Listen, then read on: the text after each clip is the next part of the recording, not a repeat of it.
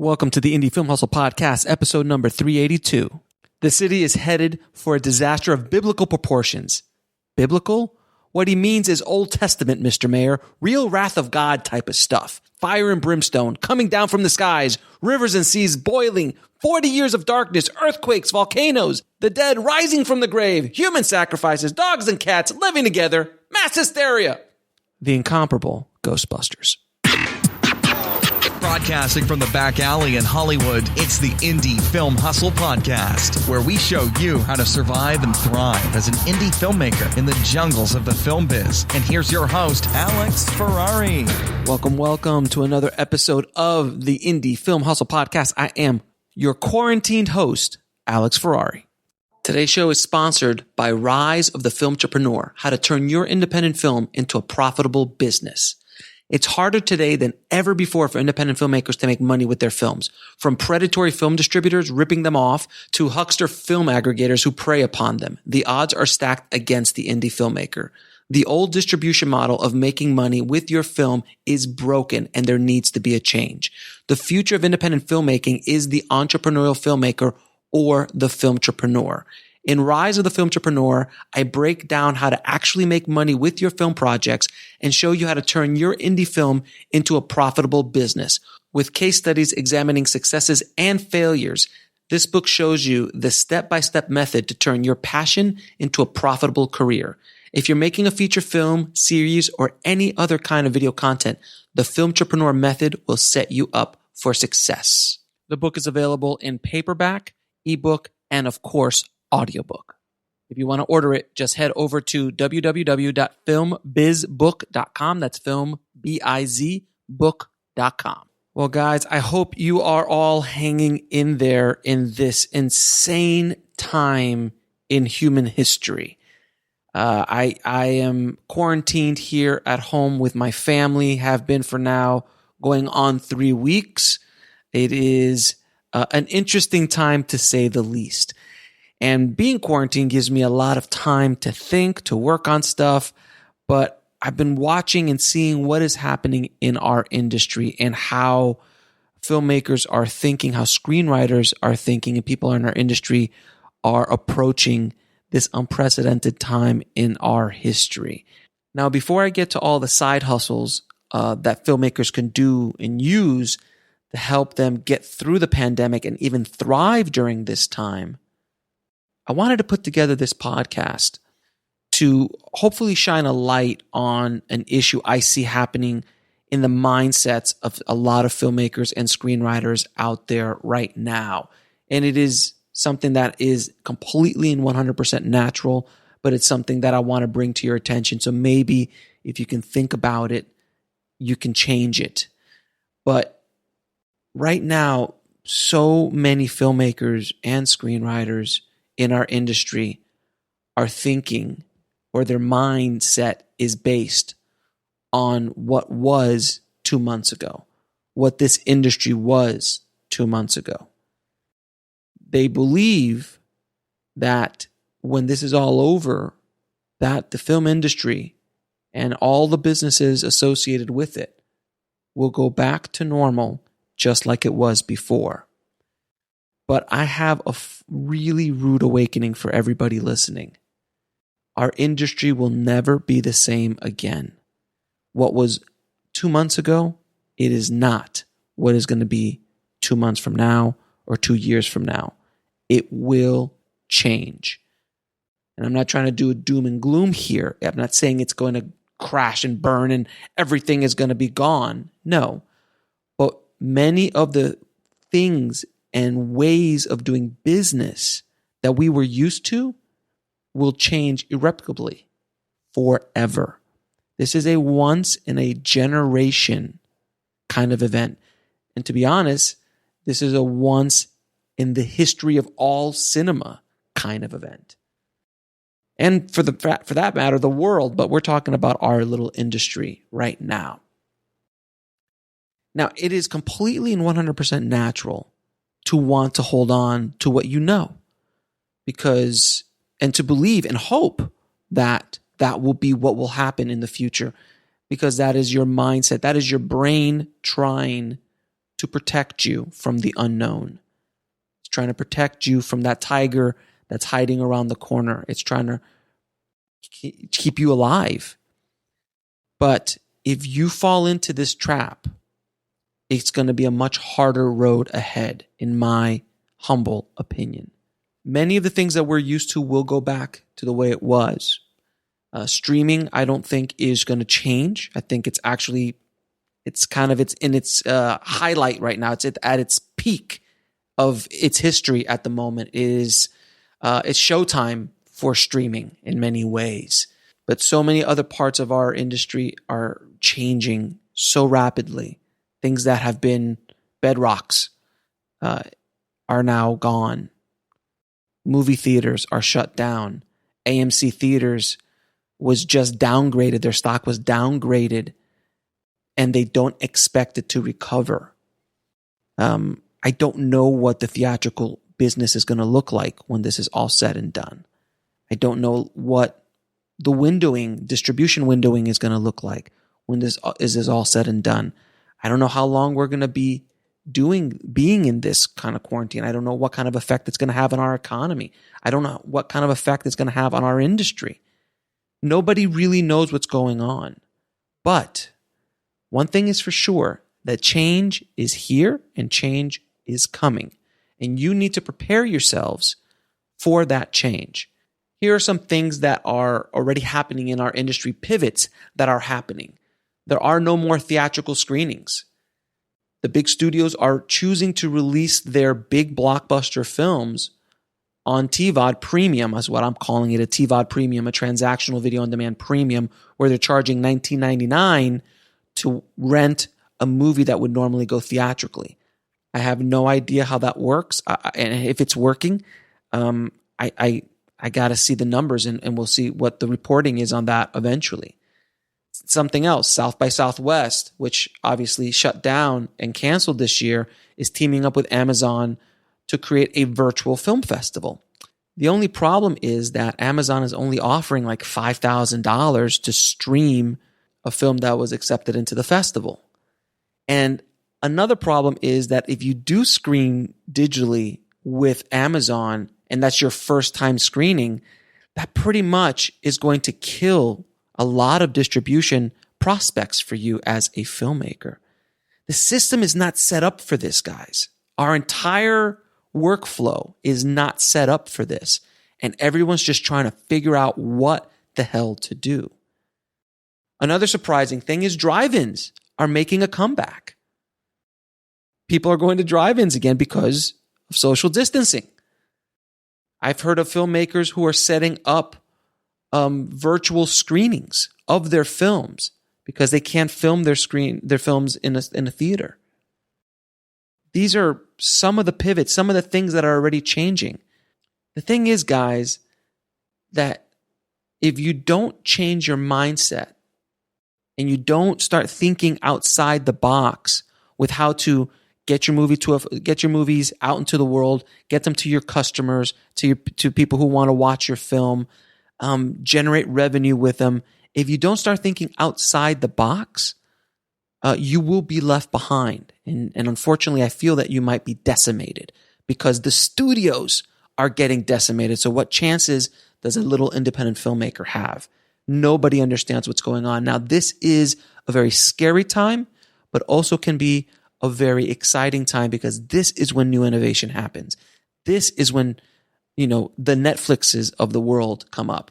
You remember that Netflix started this online streaming thing back in 2008, 2009, and people were like, what is this? And all of a sudden, it is what it is and changed the industry completely.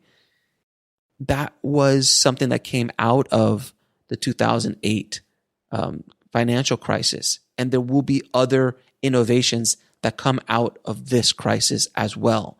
I just want you to be prepared for it. You have to think about what your customer needs right now and how to address that need. The companies that are sitting on the sidelines, fearful of making any move at all, I promise you, will be left behind. You need to prepare for the worst, but hope for the best. Entire new industries will rise from this turmoil. And I want you to be prepared for it and to hopefully take advantage of these rare opportunities. Now I'm going to talk about a couple of side hustles that we can do as filmmakers and screenwriters and filmtrepreneurs that you can do to generate revenue from home and create new revenue streams that you might have not even been able to know about before. And hopefully that will hold you through, or at least help you through this pandemic, because I know there's a lot of suffering out there and we haven't even begun to see that suffering yet. It is going to be fairly brutal out there. I'm not going to lie to you. We have 10 million unemployed so far in the United States, and those numbers are growing exponentially. So here are some side hustles that you can do right now at home. For filmmakers, you can shoot stock footage. If you've got a camera, a good camera, maybe some lighting, some cheap lighting, or even if you could do it in your backyard, whatever, shoot some stock footage. Stock footage is an amazing side hustle, amazing passive revenue stream. You can, if you have a drone, go out there and shoot some drone stuff. You don't have to do it only in your neighborhood. You can get in a car and go out to places where there aren't a lot of people, or if they, just try to, of course, be safe and be social and have a social distancing. But I wouldn't get into a car unless and go somewhere unless there's going to be barely any people there. But that's another option. But you can shoot in your house, everyday things around your house. You can cast your family in this stock footage. Make sure you have them sign a release because, hey, things happen. But have them sign a release, and then you can submit it to blackbox.global, which once you sign up with them, is free to sign up. They will submit your stock footage to all of the major stock footage houses, and you don't have to worry about anything, and money just comes in. I've been able to create a nice little side revenue. That money comes in all the time from just a few shots that I put up there from old shoots that I had, old footage that I had shot or left behind from other things, and I put them in there, and it's amazing. So you could either shoot new stock footage or go into your hard drives and see if there's anything from some old projects, a close-up of a hand, some establishing shots, whatever, things that you might have not used in those projects, and now put them to work for you in the stock footage world. So that is something that you could definitely do. Online gig economy, which is things like Upwork and Fiverr. You can offer your services, whatever they might be. There's 1,000 different things you can do. If you're good at programming, if you're good at computers, if you're good at graphics, all that kind of stuff. There's a million ways that you can become a freelancer using both of those websites. If you happen to have editing equipment at home or post-production equipment at home, a computer and so on, you can offer virtual post-production services, editing, color grading, online editorial, deliverables, all that kind of stuff you can do at home if you have a big enough system at home.